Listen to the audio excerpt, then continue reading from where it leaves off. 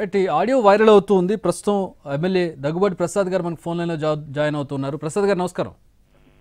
Sir నమస్తే, చెప్పండి sir. ఏంటి రెస్పాన్స్ ఏంటి ఈ ఆడియో మీద? సార్ యాక్చువల్గా గత 10-15 రోజుల నుంచి అనంతపూర్ రాజకీయాలు ఏం జరుగుతున్నాయనే తెలుసు మీకు. దానిలో భాగంగానే ఎప్పుడో 4 days back 5 days back cinema release అయింది.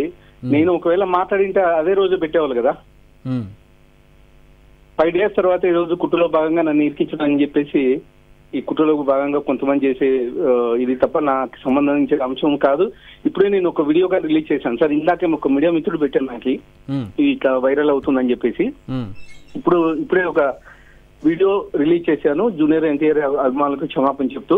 ప్రసాద్ గారు మీకు శ్రీనివాస్ నాయుడు తెలుసా? శ్రీనివాస్ నాయుడు గారు తెలియదు సార్. ఇప్పుడు మీరు ఫోన్ లో మాట్లాడినటువంటి వ్యక్తి ధనంజయ్ నాయుడు గారు తెలుసు సార్. ఇప్పుడు ఆయన వాయిసే కదా అందులో ఉన్నది. తెలియదు సార్. మరి ఇప్పుడు ఆయన వాయిస్ ను కూడా మార్ఫింగ్ చేశారంటారా? ఆయన వాయిస్ గా నాకు తెలియదు సార్. యాక్చువల్ గా ధనంజయ్ నాయుడు గారు మామూలుగా ఇంతకు ముందు TNSF లో ఉండేవాడు. మామూలుగా నా దగ్గరకు వచ్చి కలిసిపోయాడు, నాతో ఎక్కువసేపు ఉండేవాడు సార్. ఆ వాయిస్ కానీ ధనంజయ్ నాయుడుతో కానీ నాకు తెలియట్లేదు.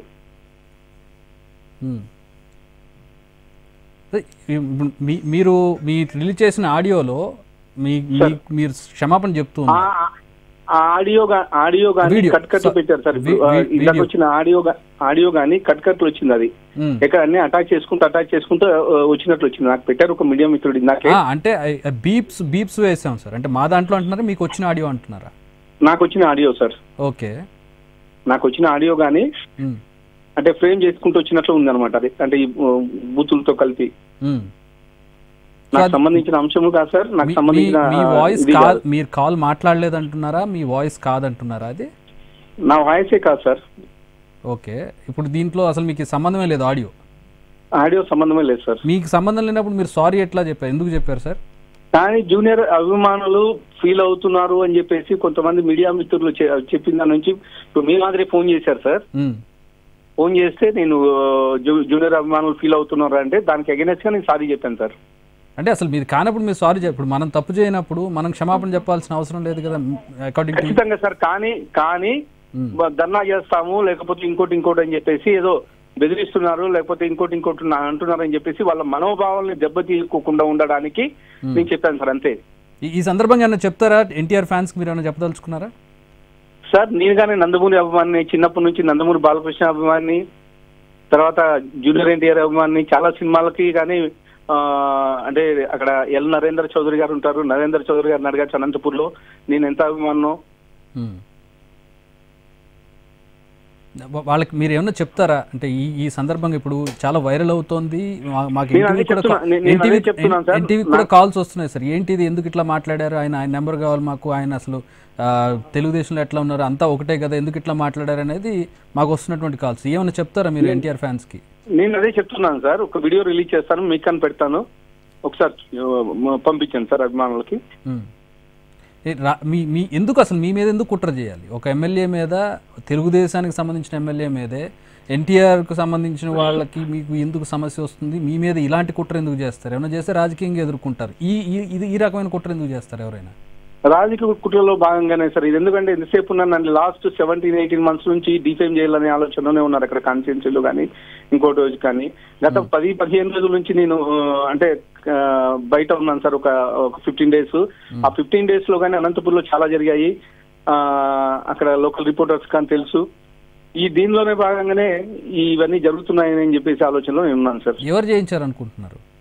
తెలియదు సార్. అది ఇప్పుడు ఎవరు చేయించారో తెలియదు నాకు. ఇప్పుడు ఇందాకే వచ్చింది సార్, ఒక 10 నిమిషాల ముందు వచ్చింది. కాబట్టి ఖచ్చితంగా నేను దీని మీద ఎస్పీ గారికి ఆల్రెడీ కంప్లైంట్ చేశాను. ఎంక్వైరీ చేయించమని చెప్పేసి అడిగాను సార్. నేను మీ కాల్ రికార్డ్ చేసినప్పుడు తెలియలేదు సార్ ఇది కాల్ రికార్డ్ చేస్తున్నారనే విషయం? ఈ కాలా సార్? కాదు, మీరు మాట్లాడిన కాల్ చేస్తున్నప్పుడు మీరు రికార్డ్ చేస్తున్న విషయం తెలియలేదా మీకు? సార్ నేను మాట్లాడలేదు సార్. ఎక్కడో ఫ్రేమ్ తీసుకొచ్చి పెట్టారు సార్. ఓకే, ఇప్పుడు ధనంజయ్ నాయుడు అనే ఆయన మీకు పరిచయం ఉన్నారు సార్? ఆయన పరిచయమే సార్. అసలు మీకు తెలియదు ఆయన ఎవరు?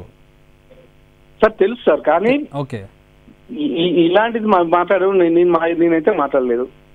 అసలు ఎందుకు సార్ అంటే ఇప్పుడు టీడీపీ అనేది మొత్తం అంతా నందమూరి కుటుంబానికి సంబంధించినటువంటి వాళ్ళదే వాళ్ళు సార్ మేము అంతా ఒకటే ఫ్యామిలీనే సార్.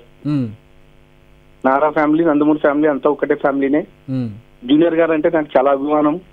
అక్కడ అదే చెప్తున్నాం కదా సార్, ఎల్ నరేంద్ర చౌదరి గారు అని ఉంటాడు అక్కడ. నరేంద్ర చౌదరి గారిని కానీ ఆయన స్టేట్ ప్రెసిడెంట్. ఇంతకుముందు గతంలో ఉన్నప్పుడు కానీ ఏ సినిమా రిలీజ్ అయినా దగ్గర నుండి మేము ముందు వెళ్ళేవాళ్ళం.